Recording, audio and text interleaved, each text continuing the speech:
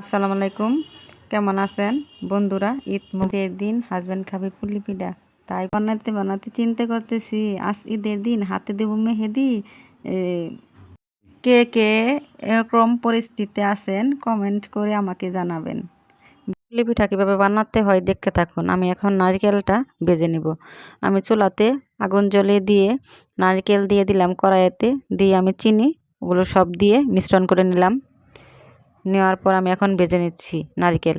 আমার নারকেলটা প্রায় ভাজা হয়ে গেছে, এখন আমি একটু পরে নামিয়ে নিব।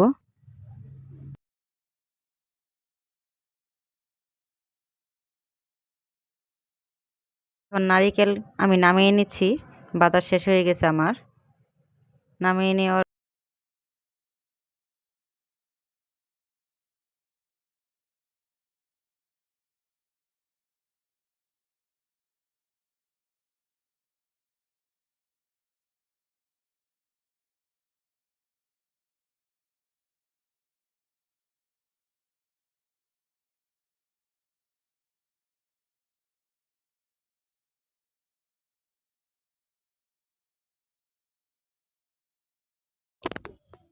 আমি এখন এই যে পোটটা ভরে নারকেলের এখন আমি বানিয়ে নিচ্ছি। রাত হয়ে গেছে তো ঘরে বসে আমি বানিয়ে নিছি। মেঘলা আকাশ।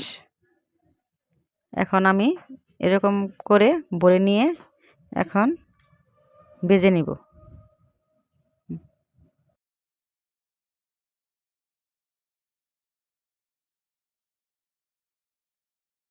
আমি পিঠাগুলো সবগুলো পাইপ্যানে দিয়ে দিয়েছি। এখন আমি এরকমভাবে ভেজে নিব, সবগুলো একটু লাল লাল করে ভেজে নিব। আপনারা দেখতে থাকুন কীভাবে পুলি পিঠা বানাতে হয়।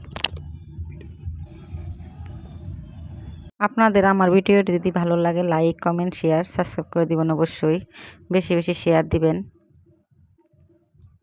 আর আমার ভিডিওটি পাওয়ার জন্য বেশি বেশি শেয়ার দিবেন। শেয়ার লাল লাল হয়ে গেছে, এখন আমি একটু পরে নামিয়ে নিব। বৃষ্টি এসে পড়েছিল তাই আমি গ্যাসে দিয়ে পাইপ্যানে বসিয়ে দিয়েছিলাম, চুলাতে আর যায়নি, লাকড়ির চুলাতে যায়নি। আমি এখানেই নামিয়ে নিয়েছি ঘরে বসে।